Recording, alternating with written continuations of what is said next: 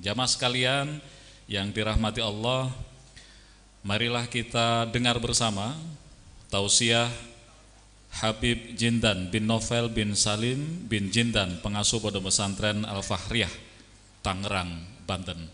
Shallu ala Nabi Muhammad. Allahumma sholli ala Sayyidina Muhammad.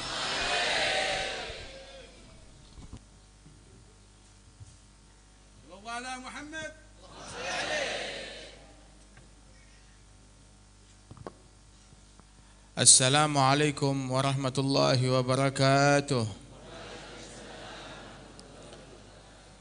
Alhamdulillah alladzi hadana lihadza wa ma kunna linahtadiya laula an hadana Allah. Allahumma shalli wa sallim ala sayyidina Muhammadin miftahi babi rahmatillah adada ma fi ilmillah, salatan wa salaman daimain bidawami mulkillah wa ala alihi wa sahbihi wa mawalah, ma ba'd.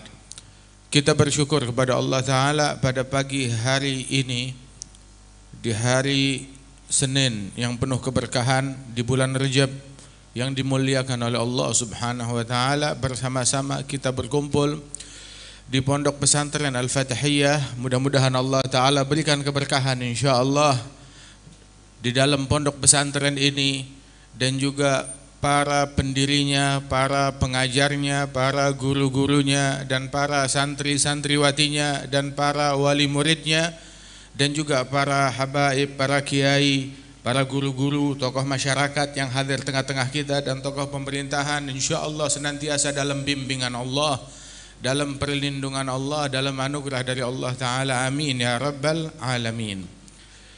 Berbicara tentang Isra dan Mi'rajnya Nabi besar Muhammad sallallahu alaihi wasallam, Allah Ta'ala mengabadikan peristiwa tersebut di dalam Al-Quran dengan memulai Subhanalladzi asra, maha hebat, maha suci, maha agung Allah yang memperjalankan hambanya.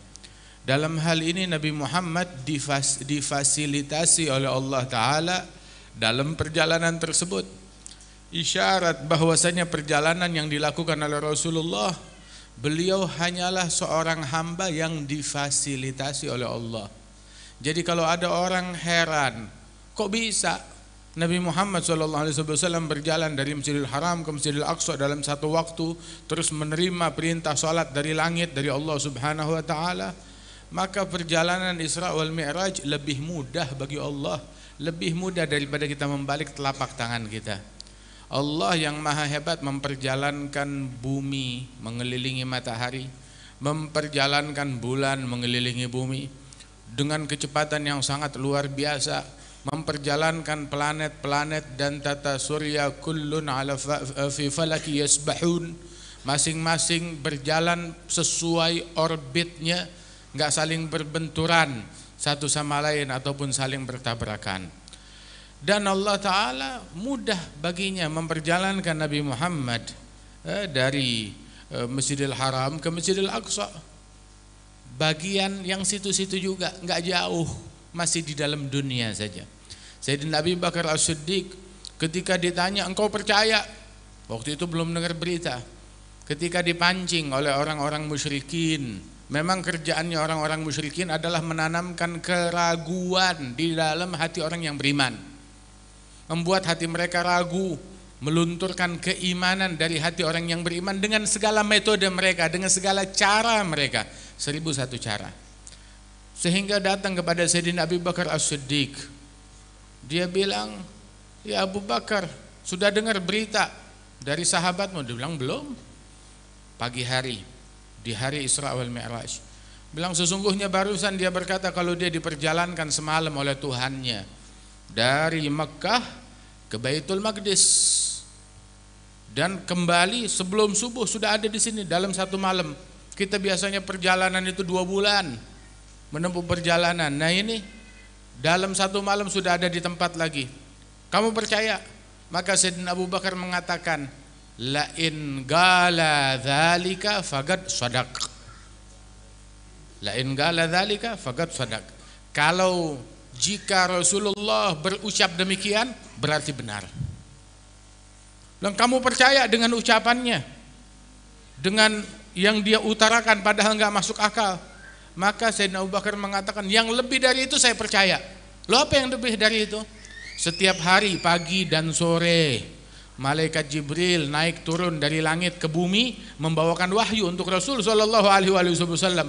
Nah ini mah kalau cuma Masjidil Aqsa cuma di depan mata, nggak jauh, masih di dalam bumi, nggak susah bagi Allah Subhanahu wa taala. Karenanya Allah Ta'ala memulai ayat ini, Subhanalladzi asra, maha suci Allah, maha hebat Allah yang memperjalankan hambanya minal masjidil haram minal masjidil aqsa, dari masjid ke masjid. Isyarat perjalanan itu perjalanan dari masjid ke masjid. Orang kalau dari masjid ke masjid mau apa? Ya bukan mau dagang, bukan mau kampanye apalagi. Orang kalau dari masjid ke masjid tujuannya adalah semata-mata untuk ibadat, perjalanan ibadat, perjalanan ilmu, perjalanan ziarah, perjalanan bertemu dengan para aulia wassalihin, para nabi-nabi dan rasul yang diutus oleh Allah Subhanahu wa taala. Sehingga di dalam perjalanan tersebut, perjalanan sholat, sepanjang perjalanan singgah dari satu tempat ke tempat yang lain untuk sholat. Dan perjalanan tersebut adalah napaktilas sejarah perjalanan mencari berkah. Nabi SAW disebutkan beliau singgah, diperintahkan Burak untuk turun di satu tempat penuh dengan perkebunan kurma. Salat Nabi Muhammad di situ, diperintahkan salat. Selesai salat berangkat. Terus malaikat Jibril tanya, tahukah engkau tadi salat di mana? Dia bilang, lah, saya enggak tahu. Maka malaikat Jibril mengatakan, hadhihi thayyibah wa ilaihal muhajarah. Ini adalah thayyibah dan kelak ke sana engkau akan hijrah. Kemudian singgah di sebuah pohon, salat. Selesai salat ditanya, tahu enggak kamu salat di mana? Tidak, di mana? Ini adalah syajaratu Musa, pohonnya Nabi Musa, yang mana Nabi Musa dulu bernaung di bawah pohon tersebut, cuma berteduh sesaat sebentaran dan berdoa kepada Allah Ta'ala, Rabbi inni lima anzalta ilayya min khairin faqir. Dan orang ketika berteduh kira-kira berapa tahun berteduh? Berteduh setahun, itu bukan berteduh namanya, berumah tinggal. Berteduh seminggu juga bukan, berteduh hanya beberapa jam. Akan tetapi karena pohon tersebut, ya sebagaimana diceritakan oleh Allah di dalam Al-Quran, Sayyidina Musa berteduh di bawah pohon dan berdoa di situ, tempat itu menjadi tempat yang berkah. Dan tempat tersebut disebut oleh Allah di dalam Al-Quran yang penuh keberkahan. Sehingga Nabi Muhammad diperintahkan malaikat Jibril singgah di tempat berkah ini. Terus ngapain? Sholat. Sholat di mana? Di tempat duduknya Nabi Musa, di tempat berbaringnya Nabi Musa, di tempat berdoanya Nabi Musa. Sholat di tempat ini untuk mengambil berkah dan menambah keberkahan dari Rasulullah Sallallahu Alaihi Wasallam.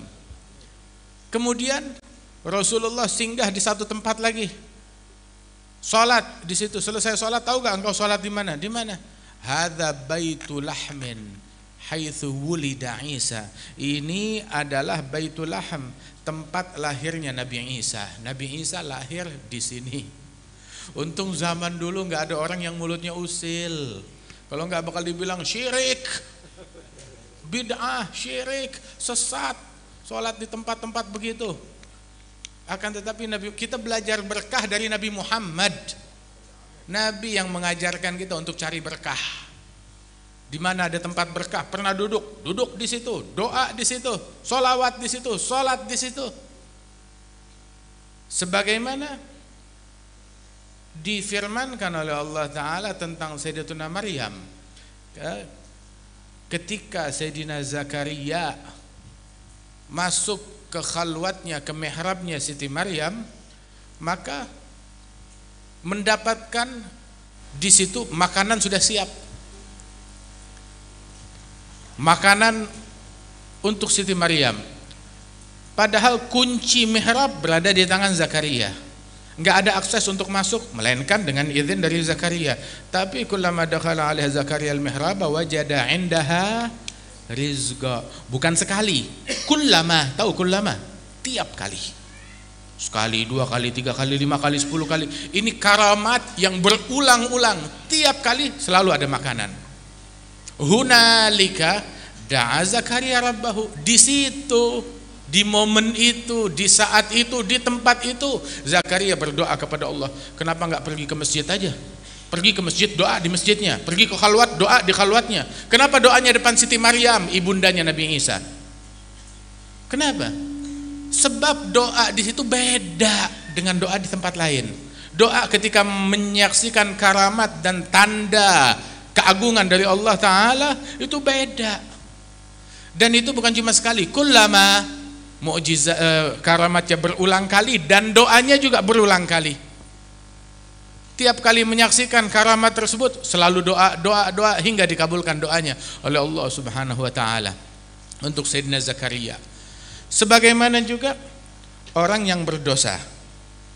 Disebutkan di dalam Al-Qur'an, walau annahum idz zalamu anfusahum astaghfirullah wastaghfara lahumur rasul lawajadullaha tawwabar rahima. Ketika mereka bikin dosa, menzalimi diri sendiri.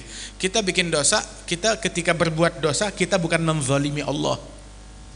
Kita bukan menzalimi Allah, tetapi kita menzalimi diri sendiri. Yang maksiat, dia bukan berbuat jahat kepada Allah, dia berbuat jahat kepada dirinya sendiri. Kita nggak bisa menzalimi Allah, nggak bisa menjahati Allah, tetapi kita menzalimi diri sendiri, berbuat jahat kepada diri sendiri.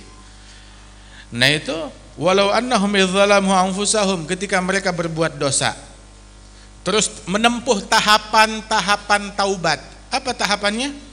Pertama adalah begitu bikin dosa, walau annahum idzalamu anfusahum ja'uka, datang kepada engkau, datang kepada Nabi Muhammad sallallahu alaihi wasallam, datang kepada Rasulullah. Kemudian setelah datang kepada Rasulullah, apa yang mereka lakukan? Fastaghfirullah. Mereka beristighfar kepada Allah. Loh, kenapa enggak istighfarnya di rumah? Tapi istighfarnya mesti di hadapan Rasulullah. Kenapa enggak istighfar di rumah? Beda. Disebut tahapannya adalah istaghfarullah wastaghfara lahumur rasul.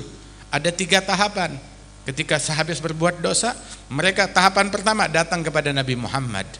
Kemudian beristighfar, memohon ampunan kepada Allah di situ ketika mereka datang kepada Nabi Muhammad. Itu tahapan kedua. Dan tahapan ketiga, Rasulullah istaghfara lahumur rasul. Sang Rasul beristighfar, memohon ampunan Allah bagi mereka. Loh, kenapa enggak istighfar sendiri aja? Kenapa harus Rasulullah yang memohonkan istighfar? Beda. Ada orang yang menganggapan istighfar kita sama istighfar Nabi sama aja, nggak usah Rasulullah yang istighfar, biar kita aja yang istighfar. Nah, orang yang macam begini ada, disebut di dalam Al-Quran, ada ayatnya di dalam Al-Quran. Idza qila lahum ta'alau yastaghfir lakum Rasulullah lawaw ru'usahum wa ra'aitahum yasuddun wa hum mustakbirun. Apabila dikatakan kepada mereka, kemari, Rasul akan memohonkan ampunan Allah bagi kalian, maka mereka menghindar, nggak mau, geleng kepala mereka, menolak, nggak mau. Emang kita nggak bisa istighfar? Emang kita nggak bisa doa? Nggak mau dengan doanya Nabi Muhammad, nggak mau dengan istighfarnya Rasulullah. Sebab yang lebih bengkok lagi akidahnya, kalau istighfarnya Nabi berarti itu kita syirik dong. Langsung kepada Allah, nggak usah pakai Rasul. Syirik nanti kalau pakai Rasulullah. Nah, lebih bengkok lagi akidahnya yang kayak begitu. Ada yang berucap begitu. Idza qila lahum ta'ala wastaghfir lakum Rasulullah lawaw ru'usahum, menolak, nggak mau. Nggak mau doanya Nabi, nggak mau istighfarnya Nabi untuk mereka. Wa ra'aituhum yasuddun wa hum mustakbirun. Mereka udah berbuat dosa, menjegal orang dari kebaikan, dan mereka menyombongkan diri. Nggak mau hadir majelis dan menyombongkan diri, kami lebih baik daripada orang yang hadir majelis. Nggak mau bikin Isra Mi'raj, terus ngatain yang Isra Mi'raj bid'ah, syirik, kami lebih baik dari mereka. Nggak mau bikin maulid, yang bikin maulid bid'ah, syirik, kami lebih baik dari mereka. Yang sana tuh syirik, kita yang nggak bikin, yang tidak menyukai itu semua, kita tauhid. Subhanallah. Ra'aitahum yasuddun wa hum mustakbirun. Sawa'un 'alaihim astaghfarta lahum am lam tastaghfir lahum la yaghfirullahu lahum. Orang kalau udah begitu, akidahnya bengkok, prasangkanya buruk terhadap Rasul, Allah Ta'ala bilang, orang macam begini, mau kamu doakan, enggak kamu doakan, Allah Ta'ala sudah murka sama mereka. Mau diistighfarkan, enggak diistighfarkan, Allah enggak bakal ampunkan mereka. Dalam ayat yang lain, bahwasanya lau istaghfar lahum sab'ina marrah la yaghfirallahu lahum. Kalau engkau beristighfar untuk mereka 70 kali, Allah enggak bakal ampunkan mereka. Allah sudah murka kepada mereka. Nabi bilang, seandainya saya tahu kalau lebih dari 70 kali bakal Allah ampuni, saya bakal istighfar lebih. Tapi artinya 70 itu artinya walaupun mau 1000 kali enggak bakal diampuni. Jangan lagi 70. Nabi bilang kalau sampai harus 70 kali, saya lakoni 70 kali saya istighfar untuk mereka. Tapi artinya enggak bakalan diampunin. Kenapa? Rahmat dan kasih sayang Rasulullah kepada umatnya, bahkan kepada orang yang enggak senang, tetap Nabi mau menyelamatkan mereka sebisa mungkin. Akan tetapi Allah Subhanahu wa taala punya hikmah, menentukan ini suada wa hadzal ashqiya, orang yang beruntung dan orang-orang yang sial. Alhasil, zaman dulu enggak ada orang yang mulutnya usil. Kalau enggak, Nabi Muhammad bakal dibilang bid'ah, bakal dibilang syirik. Kenapa sholat di tempatnya Nabi Musa? Kenapa sholat di tempat kelahirannya Yesus? Itu Yesus, tempat kelahirannya Nabi Isa. Begitu. Kenapa sholat di situ? Itu bid'ah, itu syirik, itu bisa rusak akidahnya. Maaf, kita belajar akidah bukan dari ustadznya dia, kita belajar akidah dari Nabi Muhammad. Kita menganut akidah yang dianut oleh Nabi Muhammad, oleh sahabat Nabi, oleh keluarga Nabi, dan para pewaris Nabi Muhammad secara turun-temurun dengan sanad yang menyambung dari zaman kita sekarang terus sampai ke atas. Sallallahu alaihi wa alihi wasallam, akidah ahli sunnah wal jamaah. Dan gak ada syirik di dalam akidahnya mereka. Bahkan Rasulullah bilang, saya waktu Isra Mi'raj ngelewatin kuburannya Nabi Musa. Saya lihat Nabi Musa lagi sholat di dalam kuburannya. Nabi bilang kepada sahabat, sebagaimana fi Sahih Bukhari, "Lau kuntum thamma la araitukum makanah." Kalau kalian ada di situ bersamaku, aku akan tunjukkan lokasi tepatnya kuburan Nabi Musa ada di mana. Nabi mau ngasih alamat lengkap kuburannya Nabi Musa. Bahkan bukan itu saja, diberikan alamatnya. Fi jambit tariq, indal kathibil ahmar, fi jambit tariq ramyat hajar min Baitul Maqdis. Inda kathibil ahmar, di sebuah tempat bukit yang agak kemerahan tanahnya, di tepi jalan menuju ke Baitul Maqdis. Jaraknya 1 batu dari Baitul Maqdis. Diberikan alamat dan ciri-cirinya oleh Rasulullah sallallahu alaihi wasallam. Kita sekarang ada orang memberikan kepada kita ketemu, ini nomor telepon saya. Artinya apa? Kamu jangan telepon saya ya. Ini telepon saya, ini nomor telepon saya, kamu pegang. Kamu jangan telepon saya. Oh, ini kan nggak masuk akal. Ada orang ngasih kartu nama, ini alamat saya. Kamu jangan datang ya. Loh, kenapa ngasih alamat? Dia kasih alamat artinya apa? Datang. Kasih nomor telepon artinya apa? Hubungin saya. Nabi ngasih alamat kuburannya Nabi Musa artinya apa? Ziarahi, datangi. Itu kuburannya Nabi Musa. Wahakadha. Sudah gitu berjumpa di Masjidil Aqsa dengan para nabi-nabi, berjumpa dengan para rasul. Dan semuanya enggak berani jadi imam. Yang jadi imam ketika dikumandangkan sholat Nabi besar Muhammad sallallahu alaihi wasallam. Ada Nabi Adam enggak berani jadi imam. Ada Nabi Nuh enggak jadi imam. Ada Nabi Ibrahim tidak jadi imam. Ada Nabi Ismail tidak jadi imam. Ada Nabi Musa, ada Nabi Isa, enggak ada yang jadi imam. Malaikat Jibril ada di situ, enggak jadi imam. Yang jadi imam Nabi Muhammad sallallahu alaihi wasallam. Oh, kan mereka udah pada wafat semuanya. Yang jadi imam yang masih hidup. Nabi Isa masih hidup. Nabi Isa masih hidup, tapi yang jadi imam Nabi Muhammad sallallahu alaihi wasallam.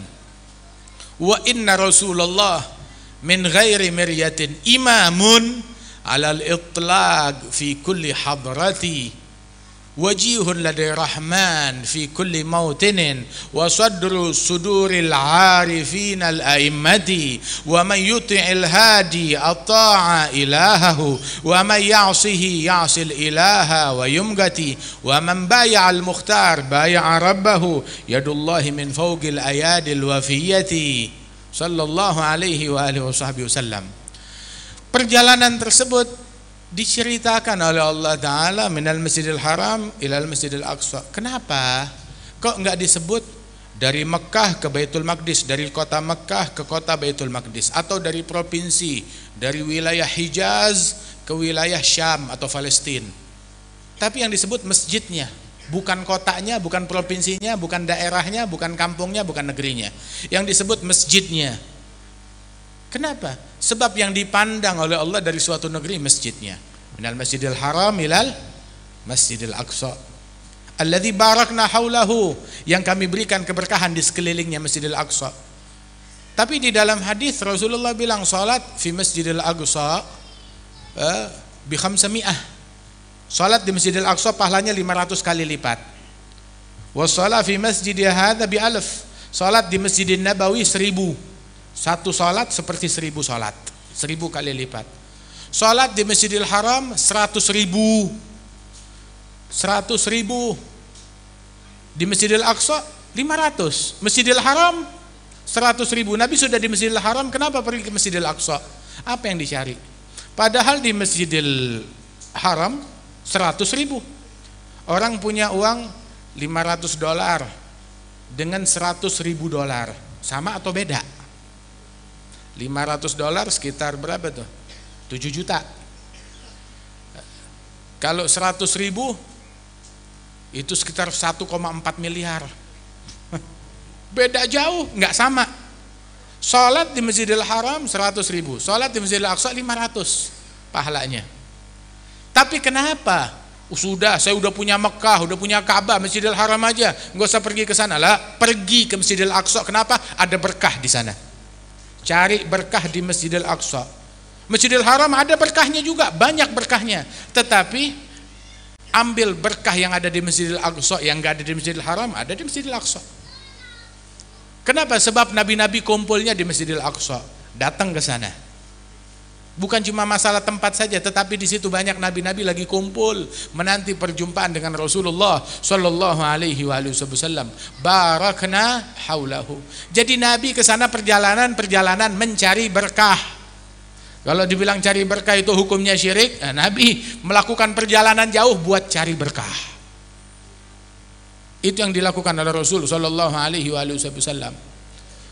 Dan juga perjalanan tersebut linuriyahu min ayatina. Allah ingin memperlihatkan kepada Rasulullah tanda-tanda kebesaran Allah. Diberikan ilmu dalam perjalanan itu, ditambahkan ilmu dalam perjalanan itu. Nabi nyari ilmu, menempuh perjalanan jauh buat mencari ilmu. Dari Masjidil Haram ke Masjidil Aqsa buat cari ilmu. Menembus langit demi langit untuk mencari ilmu. Menerima perintah salat dari Allah Subhanahu wa taala, mencapai sesuatu yang enggak bisa dicapai oleh makhluk manapun, la manusia ataupun nabi ataupun rasul ataupun malaikat, mencapai apa yang dicapai oleh Rasulullah sallallahu alaihi wa alihi wasallam. Beliau mencari ilmu, melakukan perjalanan. Nah, kita jangan malas di dalam mencari ilmu. Nabi melakukan perjalanan mencari ilmu. Nabi Musa melakukan perjalanan mencari ilmu. Ketika ditanya oleh Bani Israel, fi Sahih Bukhari, ini Bani Israel memang dari dulu kurang ajar. Nanya kepada Nabi Musa, ya Musa, hal ala wajhil ardh man huwa a'lam minka? Nabinya digituin, wahai Musa, di muka bumi ada gak yang lebih alim dari engkau? Sopan kan pertanyaannya. Ada gak yang lebih alim dari engkau? Nabi Musa menjawab sepengetahuan beliau. Beliau jawab, setahu saya. Yang saya tahu, lah, saya yang paling alim, setahu saya. Maka Allah Ta'ala wahyukan kepada Nabi Musa, bala abdana Khadir, ada hamba kami yang bernama Khadir, dia lebih alim dari engkau. Dia diberikan suatu ilmu yang kau enggak punya. Maknanya Sebab terkadang di sungai ada hal-hal yang tidak ditemukan di lautan. Maka Nabi Musa dengar ada Sayyidina Khadir di situ, apa yang beliau lakukan? Bukan beliau menjelek-jelekkan Sayyidina Khadir, ataupun juga mencaci Khadir, ataupun juga menutup mata dari kemuliaan yang dimiliki oleh Sayyidina Khadir. Dengar ada orang alim, saya mesti berguru sama dia. Walaupun Nabi Musa seorang nabi dan rasul, nggak segan untuk nuntut ilmu kepada Sayyidina Khadir. Sayyidina Khadir, ulama khilaf antara mereka, apakah Khadir ini nabi atau wali?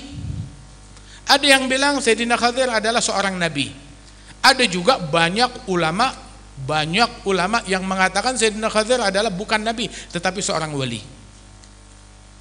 Sampai disebutkan oleh para ulama, Jibril muallimul anbiya wa Khadir muallimul awliya. Malaikat Jibril adalah mentornya para nabi-nabi, dan Sayyidina Khadir adalah mentornya atau gurunya para wali-wali. Sayyidina Khadir. Nabi Musa dengar tentang keberadaan Sayyidina Khadir, yang menurut pendapat sebagian ulama dia bukan nabi tapi seorang wali. Nabi Musa, rasul, datang melakukan perjalanan, menempuh perjalanan jauh untuk ketemu kepada Sayyidina Khadir, ngambil ilmunya, sowan kepada Sayyidina Khadir, yang kata sebagian ulama bukan nabi. Ketika melakukan perjalanan tersebut, idz qala Musa li fatahu la abrah hatta ablugha majma'al bahraini au amdhiya huguba. Saya nggak mau berhenti, akan terus melakukan perjalanan hingga sampai ke tempat yang saya tuju, Majma'al Bahrain. Ke tempat yang saya tuju, yang disebutkan oleh Allah, engkau bakal temukan Khadir di tempat tersebut, inda Majma'al Bahrain. Sampai saya di situ, ataupun saya menempuh perjalanan huguba bertahun-tahun, saya nggak bakalan berhenti hingga saya habiskan waktu bertahun-tahun atau sampai ke tempat yang saya tuju. Begitu udah kelewatan tempat tersebut, baru Nabi Musa berasa letih. Berkata kepada muridnya Yusha bin Nun, atina ghada'ana lagad lagina min safarina hadha nasaba. Rasul bilang, wa kana Musa la yahissu bit'ab la yahissu bin nasab hatta jawaz al makan. Nabi Musa tidak merasakan letih, nggak merasakan penat, hingga ketika udah lewat tempat yang dijanjikan baru merasa letih, merasa penat. Baru dia bilang lagi min safarina hadza nasaba. Kemudian araita idz awayna ila sakhrah. Rupanya udah kelewatan tempatnya, ada tanda yang dijanjikan di tempat tersebut udah kelewatan, bilang ya dzalika ma kunna nabghi. Itu yang kita cari. Balik segera Nabi Musa, dia lupakan tuh makan siangnya, dia balik hingga ketemu dengan Sayyidina Khadir. Dan ketika jumpa dengan Sayyidina Khadir, lihat adabnya. Ketika orang mau belajar, mau berguru, berkata Sayyidina Musa kepada Sayyidina Khadir, hal attabi'uka ala an tu'allimani mimma 'ullimta rusyda. Bolehkah aku ikut kepada engkau agar ada ilmu dan nasihat yang saya dapatkan dari engkau? Enggak bilang, hei Khadir, kamu tahu apa? Yang saya enggak tahu tolong kasih tahu. Kenal enggak? Saya Musa, Fir'aun aja mampus di tangan saya. Enggak bilang begitu. Sebab al-ilmu harbun lil fatal muta'ali kas-sayli harbun lil makanil ali. Ilmu menjauh dari pemuda yang tinggi hati, sebagaimana air menjauh dari tanah, dari dataran yang tinggi menuju dataran yang rendah. Orang yang merendah, yang tawadhu, ilmu semuanya ngumpul pada dirinya. Tapi orang yang tinggi hati, ilmu jauh dari dia. La yanalul ilma al-mutakabbir walal mustahi. Enggak bakal mendapatkan ilmu orang yang sombong ataupun orang yang pemalu. Sayyidina Musa dengan tawadhu'nya merendah.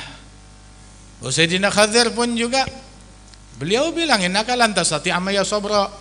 Kamu enggak bakalan sabar sama saya. Kenapa? Sebab Nabi Khadir bilang, ya Musa, innallaha a'taka al-ilm ma la yu'tini. Allah memberikan ilmu kepada engkau yang saya enggak dapat, dan saya punya ilmu dari Allah Ta'ala yang engkau enggak punya.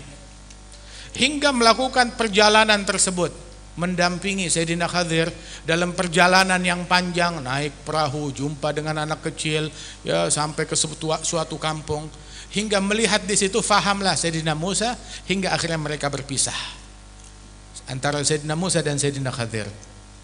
Wa hakadha wa kana al-Imam Tahir bin Husain bin Tahir kama dzakar lana syuyukhna Al-Habib Ali Al-Masyhur, yang juga diperingati haulnya Al-Habib Ali Al-Masyhur bin Muhammad bin Salim bin Hafidh ibn Syekh Habib Bakar bin Salim, dulu bilang kepada kita, kan Al-Imam Tahir bin Husain bin Tahir, tiap kali dengar ada ulama atau jumpa dengan satu ulama, mau ulama itu lebih tua, lebih muda, atau sepantaran dengan dia, satu level, dia tahu ini ulama, dia dengan kitabnya duduk di hadapan ulama tersebut, saya mau ngaji kitab, dia baca kitab, dia buka kitab, apapun yang dia punya, untuk berguru kepada ulama tersebut, ngambil berkah, walaupun 2, 3 atau 10 lembar, datang kepada ulama tersebut. Wa kana Imam Abdullah bin Ali Al-Haddad sahib ratib, beliau tidak mendengar keberadaan tentang ulama, melainkan datang kepada ulama tersebut untuk mengambil ilmu daripada ulama tersebut. Wa Sayyidina Ali bin Muhammad Al-Habsyi sahibul Maulid, pergi datang ke Makkah berguru kepada ayah beliau dan Sayyid Ahmad bin Zaini Dahlan. Wa kadzalika Al-Habib Ahmad bin Hasan Al-Attas, begitu juga Imam Al-Habib Saleh bin Abdullah Al-Attas, dan juga para ulama-ulama lainnya radhiyallahu anhum wa ardahum ajma'in. Mereka adalah orang yang haus akan ilmu. Begitu juga Sayyidina Ali Zainal Abidin, beliau datang kepada para ulama, duduk dan hadir di majelisnya mereka, enggak sungkan untuk datang hadir di majelisnya para tabi'in yang merupakan para ulama. Datang Sayyidina Ali Zainal Abidin wa huwa sayyiduhum, tapi tetap mau hadir duduk bersama mereka. Wan Nabi Muhammad sallallahu alaihi wasallam, beliau difirmankan oleh Allah Ta'ala, wasbir nafsaka ma'alladzina yad'una rabbahum bil ghadati wal 'ashiyyi yuriduna wajhah wa la ta'du 'ainaka anhum turidu zinatal hayatid dunya. Dan Nabi juga bilang di dalam hadis, kullu yawmin la azdadu fihi ilman fala burika li fi tulu'i syamsi dzalikal yawm. Tiap hari kalau saya enggak bertambah ilmu, maka terbitnya matahari di hari tersebut enggak membawa berkah bagi saya. Alhamdulillah, pagi ini kita udah dapat ilmu insyaallah. Mudah-mudahan kita termasuk orang yang mengamalkan ilmu tersebut. Ilmu bukan pajangan. Oh, saya udah punya, terus digantungkan, dipajang. Bukan. Tapi ilmu tersebut, al-ilm yahtifu bil amal. In ajabahu illa irtahal. Ilmu menuntut untuk diamalkan. Kalau enggak, sirnya, nurnya, berkahnya bakal pergi meninggalkan orang tersebut. Yang tersisa hanya kostumnya, hanya lafadznya, hanya teorinya, yang menjadi alat bukti yang memberatkan orang itu besok di pengadilan Allah di hari kiamat. Al-ilm disabdakan oleh Nabi Muhammad, man izdada ilman wa lam yazdad huda lam yazdad minallah illa bu'da. Yang bertambah ilmu tapi enggak bertambah hidayat, tambah jauh dari Allah Subhanahu wa taala. Bahkan para masyayikhna yang kita kenal, guru-guru kita, termasuk Al-Habib Ali Al-Masyhur, Al-Habib Muhammad bin Abdullah Al-Haddar, wa katsir minhum, seperti Al-Habib Salim bin Abdullah bin Umar Al-Syatiri, Wal-Habib Hasan bin Abdullah bin Umar, dan juga yang ada di zaman kita sekarang seperti Al-Habib Zain bin Ibrahim bin Sumaid, Wal-Habib Umar bin Muhammad bin Salim bin Hafidh, dan juga para masyayikh, para ulama lainnya yang kita kenal, Sayyid Muhammad bin Ali bin Abbas Al-Maliki wa ghairuhum. Mereka itu adalah orang-orang ulama yang enggak pernah ketinggalan sholat jamaah. Enggak pernah ketinggalan sholat jamaah. La tafutuhum sholatul jamaah abadan. Enggak pernah luput sholat jamaah. Enggak pernah ninggalin sholat jamaah. Bahkan enggak pernah luput ketinggalan takbiratul ihram bersama imam. Fal fadlu fi takbiratul ihrami bil ishtighali aqib al imami. Li kulli syai'in safwa wa safwatu salat takbiratul ula ma'al imam. Dan ini amalan mereka. Enggak pernah luput qiyamul lail, enggak pernah ninggalin salat duha ataupun witir.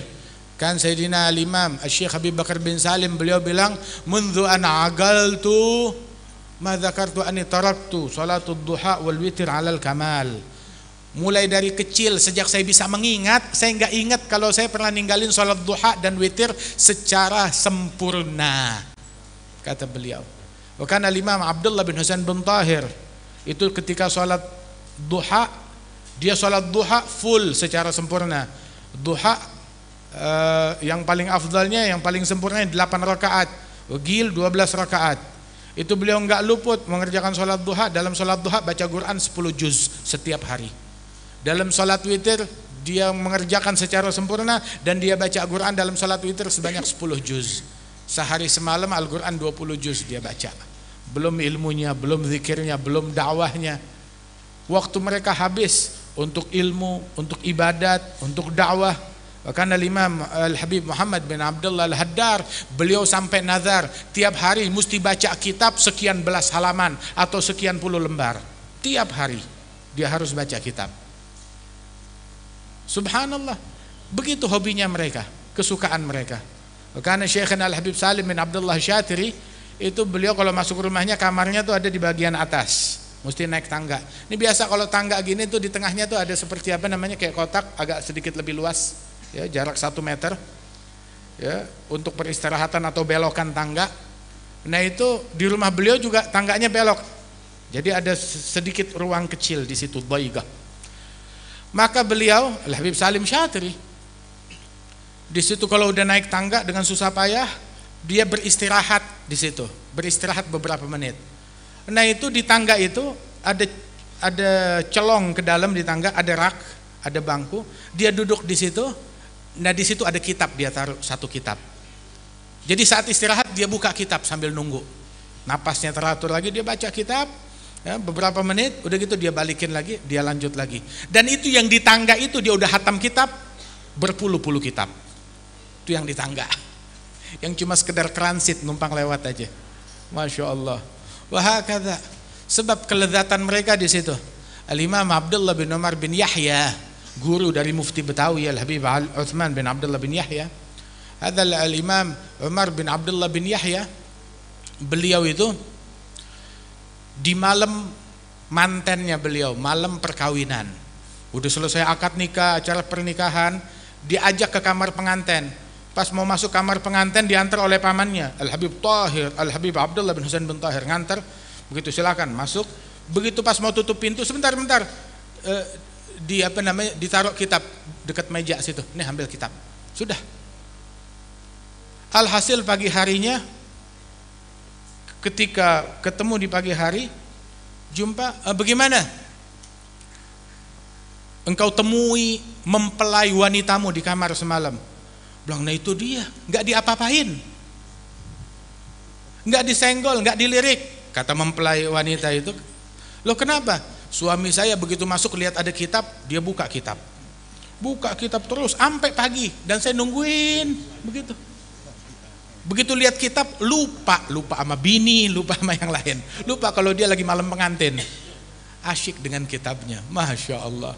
Kan Al-Habib Alwi bin Abdullah bin Syihabuddin ditanya, beliau nggak pernah keluar dari kotanya. Ditanya, kamu nggak pernah merasa sumpek? Nggak keluar kota, selalu di kotanya, jarang keluar, nggak pernah keluar, nggak pernah merasa sumpek, stres.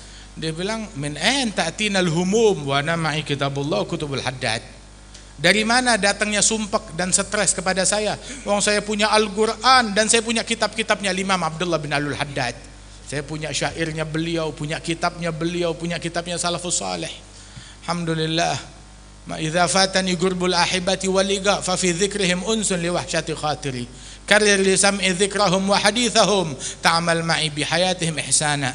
Mudah-mudahan Allah Ta'ala berikan berkah kepada kita dengan berkat mereka. Ya, dijadikan kita orang yang merasakan kelezatan ilmu, kenikmatan di dalam menuntut ilmu. Dijadikan kita orang yang giat, yang semangat, yang rajin belajar, mengamalkan ilmu, dan juga berjalan sesuai tuntunan ilmu. Dan para ulama kita insyaallah senantiasa dijaga oleh Allah Subhanahu wa taala, oleh mutaqaddimin, diangkat derajat mereka oleh Allah Subhanahu wa taala. Haul Al-Habib Muhammad bin Tahir Ba'bud, Al-Habib Muhammad bin Ali bin Muhammad Ba'bud, Al-Habib Ali Al-Masyhur, akhina Al-Habib Munzir, masyaallah, dan juga para masyayikh daripada ma'ahid yang ada di sini. Allah Ta'ala angkat derajat mereka, dan para guru-guru kita insyaallah sahibul ma'had, Allah Ta'ala berikan keberkahan dan senantiasa dibimbing oleh Allah.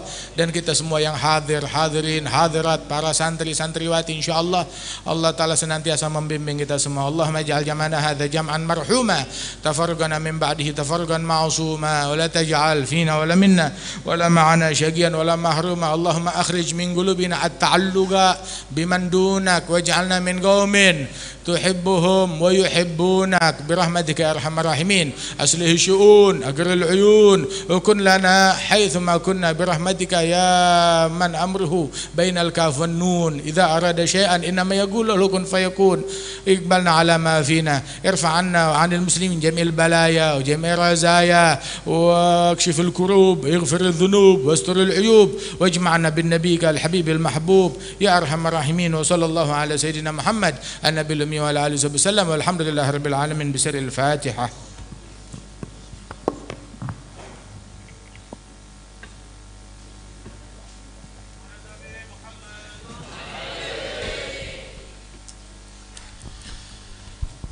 Hadirin rahimakumullah, alhamdulillah, demikian tadi tausiah bersama Habib Jindan bin Novel bin Salim bin Jindan, pengasuh pondok pesantren Al-Fahriyah, Tangerang, Banten.